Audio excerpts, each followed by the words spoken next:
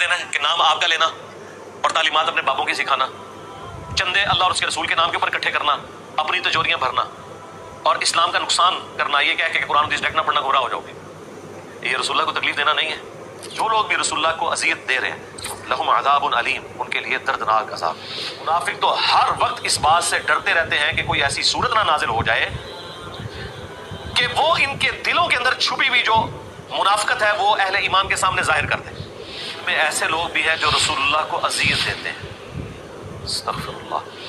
ابن مسعود کہتے ہیں کہ حضور کے زمانے میں منافق بھی مسجد میں جماعت سے نماز پڑھتا تھا، حتیٰ کہ وہ بیمار بھی ہوتا نا تو 2 بندوں کے سارے مسجد میں آتا تھا، کہیں لوگ یہ نہ سمجھیں کہ یہ منافق ہے اس لیے نماز سے پیچھے رہ گیا۔ اس لیے بخاری مسلم میں ہے نا کہ عشاء کی اور فجر کی نماز منافقین پہ بھاری ہے، کیوں؟ اس کے لیے قربانی کرنی پڑتی۔ انہیں کیا پتا تھا کہ ایسے خوش نصیب کروڑوں مسلمان ہوں گے پاکستان میں جو صرف شناختی کارڈ میں مسلمان ہوں گے، نہ نماز پڑھنے کی ضرورت ہے نہ پاک رہنے کی ضرورت ہے۔ استغفر اللہ۔ وَيَقُولُونَ هُوَ أُذُنٌ، اور کہتے ہیں کہ یہ تو میرے کان ہی ہے، یعنی رسول اللہ صلی اللہ علیہ وآلہ وسلم منافقین کے بہانے سن کے نا تو اس کو ایکسیپٹ کر لیتے تھے۔ حالانکہ آپ کو بھی، مجھے آپ کو فیس ریڈنگ سے پتہ چل جاتا ہے، تو ایک شخص جس کا 22 سالہ دعوت و تبلیغ کا تجربہ ہو اور وہ اللہ کا پیغمبر ہو، اسے نہیں بوتیاں دیکھ کے پتہ چلتا کہ یہ مجھ سے جھوٹا بہانہ کر رہا ہے کہ میں بیمار ہوں یا میری بیوی بیمار ہے۔ جھوٹ بولتے ہوئے آپ کانفیڈنس لوز کر جاتے ہیں۔ لیکن نبی علیہ السلام کو کوئی غزوہ تبوک پہ آ کے کہتا تھا نا، نام لکھے جا رہے تھے سب کے کہ یا رسول اللہ میں تو نہیں جا سکتا، میرے ساتھ یہ مسئلہ ہے، تو نبی علیہ السلام وہ بہانہ قبول کر لیتے تھے اور بجائے حضور کی شرافت اور رحمت سمجھنے کے باہر آگے باتیں کرتے تھے، اے میرے کان نہیں ہے۔ یعنی جس طرح کان ہے نا، کان کا کام صرف سننا ہے، کان کے اندر عقل نہیں ہوتی، عقل تو دماغ میں ہوتی ہے نا، تو بس یہ انسٹرومنٹ ہے سننے کا، اسے یہ پتہ ہی نہیں ہے کہ ہم اس کے ساتھ جھوٹ بول رہے ہیں اور یہ دھوکے کا شکار بھی ہو رہا ہے، نعوذ باللہ۔ تو یہ کہتے ہیں اور رسول اللہ کو تکلیف دیتے ہیں یہ بات کہہ کے، ظاہر حضور تک بھی پھر پہنچ جاتی تھی۔ اب جدھر وہ گپے مار رہے ہوتے تھے تو سارے تو 2 نمبر قسم کے کلمہ کو مسلمان نہیں بیٹھے ہوتے تھے نا، منافقین، بیچ میں کامل ایمان لوگ بھی ہوتے تھے، آگے حضور کو شکایت بھی لگاتے تھے، یا رسول اللہ یہ باتیں کر رہے ہیں۔ اب حضور نے کیا جواب دینا ہے؟ اللہ کو اتنا جلال آیا ہے، اللہ نے خود جواب دیا ہے کہ اے نبی ان کو یہ جواب دو، قل اذن خیر لکم، رسول اللہ کو جو تم کان کہہ رہے ہو نا تو ان کا یہ سننا تمہارے لیے خیر ہے، یہ کان ہونا۔ یؤمن باللہ و یؤمن للمؤمنین، نبی علیہ السلام اللہ پر یقین رکھتے ہیں، یعنی ان کا اللہ پہ یقین کامل ہے کہ اس طرح کی حرکتوں سے مجھے کوئی نقصان نہیں ہونے والا، اللہ نے میرے ساتھ وعدہ کیا ہے میرا دین غالب ہوگا۔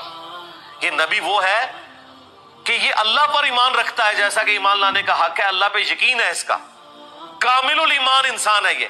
وَيُؤْمِنُ لِلْمُؤْمِنِينَ، اور یہ مومنین پہ بھی یقین کرتا ہے۔ وَرَحْمَةٌ لِّلَّذِينَ آمَنُوا مِنْكُمْ، اور رحمت ہے ان اہل ایمان کے لیے جو تم میں سے ایمان لے آئے ہیں، یعنی یہ رسول اللہ کی شفقت اور رحمت ہے کہ وہ ٹالریٹ کرتے ہیں۔ دوسری طرف ان کا اللہ پہ ایسا یقین ہے کہ مجھے اس طرح کی 2 نمبریاں جو یہ لوگ میرے ساتھ کر رہے ہیں نا، مجھے کوئی نقصان نہیں پہنچائیں گی۔ لیکن اللہ تعالیٰ نے ساتھ فرما دیا وَالَّذِينَ يُؤْذُونَ رَسُولَ اللَّهِ، جو لوگ بھی رسول اللہ کو اذیت دے رہے ہیں لہم عذاب علیم، ان کے لیے دردناک عذاب ہے۔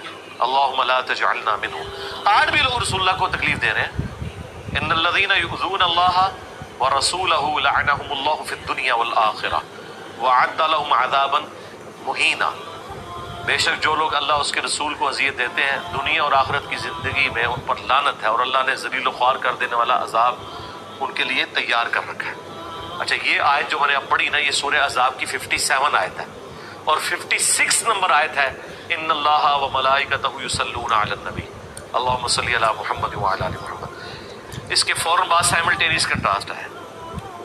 آج بھی رسول اللہ کو تکلیف دینا ہے کہ نام آپ کا لینا اور تعلیمات اپنے بابوں کی سکھانا، چندے اللہ اور اس کے رسول کے نام کے اوپر اکٹھے کرنا، اپنی تجوریاں بھرنا اور اسلام کا نقصان کرنا، یہ کہہ کہ قرآن حدیث ڈائریکٹ نہ پڑھنا گمراہ ہو جاؤ گے، یہ رسول اللہ کو تکلیف دینا نہیں ہے۔ تو جو لوگ بھی رسول اللہ کو تکلیف دے رہے ہیں، اہل البیت کے ساتھ جنہوں نے ظلم کیا انہوں نے بھی نبی اسلام کو تکلیف دی، ان کے لیے عذاب علیم ہے۔ یحلفون باللہ، یہ قسمیں اٹھاتے ہیں اللہ کی، لکم، تمہارے سامنے، لیرضوکم، تاکہ تمہیں خوش کر دیں، یعنی نبی علیہ السلام کے سامنے یا کامل الایمان مومنین کو اگر اندازہ ہوا نا کہ یار یہ تو لگتا ہے کہ اوپر سے کلمہ اس نے پڑھا ہے، کبھی شک ہو جائے تو اس کے اللہ کی قسم واللہ یہاں بھی آپ دیکھ رہے ہیں نا، واللہ کئی مولوی آپ دیکھ رہے ہیں تقریر کرتے ہوئے قسم ہے اللہ کی، اور آگے جھوٹ بول رہے ہوتے ہیں قسمیں اٹھا اٹھا کے. تو قسمیں اٹھاتے ہیں تاکہ اے مسلمانوں اور اے نبی تم ان سے راضی ہو جاؤ. واللہ ورسولہ احق ان یرضوہ، جبکہ حق تو اللہ اس کے رسول کا تھا کہ انہیں راضی کیا جاتا. کیسے؟ صرف جو کچھ بھی ہے تیرے محبوب کی امت ہے؟ نہیں، اللہ رسول کی بات مان کے، جیب ڈھیلی کر کے، قربانی دے کے، جان اور مال کے ذریعے اللہ کی راہ میں جہاد اور قتال کر کے. ان کانوا مؤمنین، اگر یہ واقعی ایماندار ہوتے نا، یہ اللہ رسول کو راضی کرتے، اہل ایمان کو نہ راضی کرتے قسمیں اٹھا اٹھا کے کہ نہیں جی میں بڑا بڑا عاشق ہوں. نہیں. الم یعلموا انہ من یحادد اللہ ورسولہ، کیا وہ نہیں جانتے کہ جو کوئی بھی مخالفت کرتا ہے اللہ اور اس کے رسول کی، فَأَنَّ لَهُ نَارَ جَهَنَّمَ خَالِدًا فِيهَا، تو اس کے لیے ہے جہنم کی آگ، ہمیشہ ہمیشہ اس میں رہیں گے. ذَلِكَ الْخِزْيُ الْعَظِيمُ، اس سے بڑی اور کیا رسوائی ہو سکتی ہے. اللہم لا تجعلنا منہم، اللہم اجرنا من النار. يحذر المنافقون ان تنزل عليهم سورة تنبئهم بما في قلوبهم، منافق تو ہر وقت اس بات سے ڈرتے رہتے ہیں کہ کوئی ایسی صورت نہ نازل ہو جائے کہ وہ ان کے دلوں کے اندر چھپی ہوئی جو منافقت ہے وہ اہل ایمان کے سامنے ظاہر کر دیں. بائی نیم تو ظاہر نہیں بتایا گیا نا، وہ تو منافقین کے نام نبی اسلام کو بتائے، اور پھر حذیفہ ابن یمان کو حضور نے بتایا، وہ آگے آ بھی جائے گا، جو نبی اسلام پہ قاتلانہ حملہ انہوں نے غزوہ تبوک سے واپسی پہ کیا تھا. تو اندر سے ڈر لگا رہتا ہے کہ کوئی صورت ایسی نازل نہ ہو جائے کہ ان کا پول کھل جائے. لو جی، اس سے یہ بھی رزلٹ نکلا کہ اللہ تعالیٰ کا تو یہ عقیدہ ہے کہ جتنے اہل ایمان ہیں اور نبی ہیں ان کو یہ نہیں پتا کہ منافق کون ہے بیچ میں سے. اور اس لیے اللہ تعالیٰ ہمارا ہے کہ جب تک صورت نازل نہیں ہوتی نا تو اہل ایمان کو نہیں پتا چلے گا. اور یہ منافق ڈرتے ہیں کہ کہیں اللہ تعالیٰ ہمارا راز اہل ایمان پر کھول نہ دے. تو اللہ نے اپنا عقیدہ کیا بتایا کہ کسی کو علم غیب نہیں ہے جب تک کہ میں بتا نہ دوں. تبھی یہ بات ہو رہی ہے کہ منافق ڈرتے ہیں کہ کوئی ایسی صورت نہ نازل ہو جائے جس میں منافقین کا بتا دیا جائے. تو یار وہ اگر لوگوں کے دلوں کے حال جانتے تھے ان کے بابے، اور یہ کہتے ہیں کہ بابے تو کسی صحابی کے گھوڑے کے قدموں کی خاک کے برابر بھی نہیں ہے، تو بابے تو دلوں کا حال جان رہے ہیں.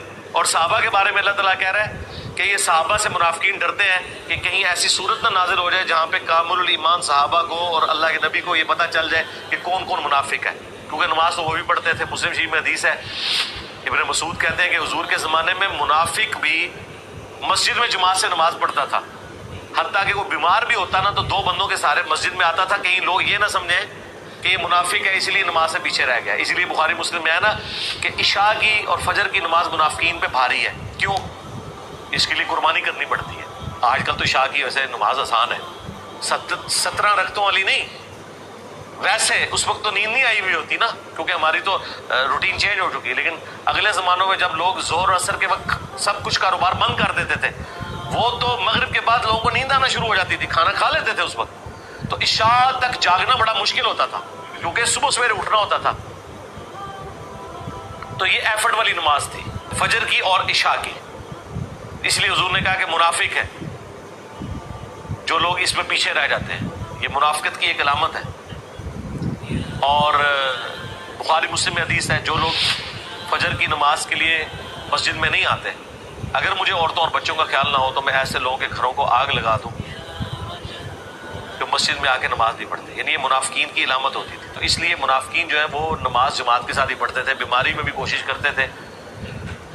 انہیں کیا پتا تھا کہ ایسے خوش نصیب کروڑوں مسلمان ہوں گے پاکستان میں جو صرف شناختی کارڈ میں مسلمان ہوں گے. نہ نماز پڑھنے کی ضرورت ہے نہ پاک رہنے کی ضرورت ہے. کیونکہ جب بھی کوئی کہے نا جی نماز پڑھو، کہتے کپڑے پلید ہیں. اور پلید ہو، کپڑے پلید ہیں تھوڑے. مسلمان ہو کے کہتا ہے میرے کپڑے پلید ہیں. مسلمان کی تو پہچان تھی پاکی. غیر ضروری بال صاف کرنا، استنجا، اس کا بھی طریقہ نبی اسلام نے سکھایا. یہ مسلمان کی پہچان تھی اور مسلمان کہتے ہیں میں پلید ہوں. نماز انہیں کتوں پڑھنی ہے؟ تو یہ منافقین ڈرتے رہتے ہیں کہیں ایسی صورت نہ نازل ہو جائے کہ ان کے دلوں میں چھپا ہوا نفاق مسلمانوں پہ ظاہر ہو جائے. قُلِ اسْتَهْزِئُوا، اے نبی ان سے فرماؤ کہ ٹھیک ہے تم نے جو یہ ٹھٹا مذاق بنایا ہوا ہے یہ کرتے رہو. ان اللہ مخرج ما تحذرون، بے شک اللہ تعالی وہ ظاہر کر دے گا جس سے تم خوف زدہ ہو. یعنی ایک وقت آئے گا اللہ تعالیٰ کھول دے گا. بہرحال وہ جو اللہ نے کھولا بھی وہ بھی نبی علیہ السلام کو بتایا، حذیفہ ابن یمان کو. باقی لوگ عبداللہ ابن ابی جیسے لوگ اپنی حرکتوں سے تو ایکسپوز ہوئے، لیکن اللہ تعالیٰ نے یہ پردہ ہی رہنے دیا اس حوالے سے. اس لیے تو عبداللہ ابن ابی کا حضور نے جنازہ بھی پڑھا دیا تھا، بخاری مسلم میں آتا ہے. اگلی آیت بھی بڑی کریٹیکل ہے، جو دین کے اعتبار سے بہت ایک سینسٹیو ٹاپک ہے، کہ جو لوگ دین کے مسائل کا مذاق اور ٹھٹا بناتے ہیں ان کے بارے میں شرعی حکم کیا ہے. منافقین بھی ایسا کرتے تھے، اور جب ان سے پوچھا جاتا تھا وہ کہتے تھے ہم مذاق کر رہے ہیں. تو اللہ تعالیٰ نے فرمایا کہ کیا اللہ اس کا رسول رہ گئے کہ ان کا مذاق اڑایا جائے؟ تم نے دین کو مذاق بنایا ہوا ہے، تم کافر ہو چکے ہو اسلام لانے کے بعد.